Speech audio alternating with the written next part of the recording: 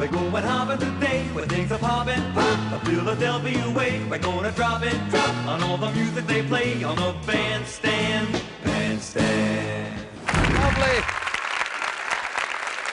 Gentlemen, thank you.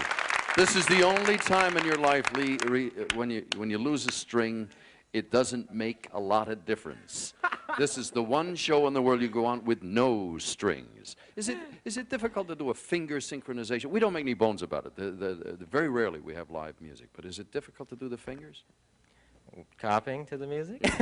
No, it's just knowing the words and knowing your solo, you know. The guys who have the most trouble are the jazz singers who never sing anything the same way. Yeah. Would you please introduce me to your associates, starting, let's start with the man on the far end.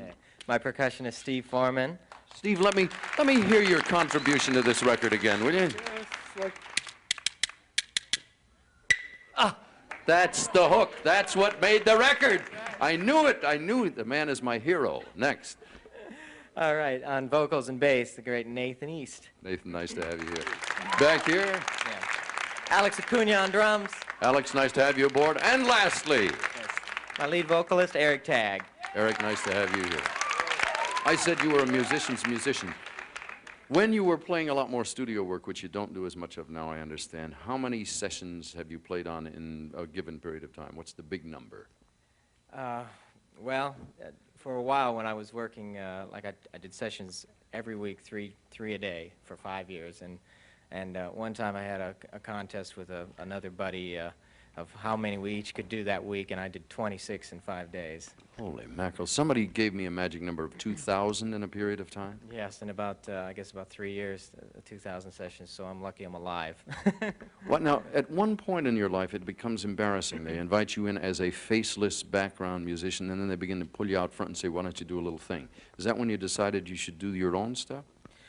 Well, I've always enjoyed playing in front of audiences and always played around clubs and concerts, and just I got tired a little bit of seeing the glass walls, you know, inside the studio, and I still enjoy going and working for other people, and every time I work with a great artist, I love it, but on the other hand, I had to feel the audience again.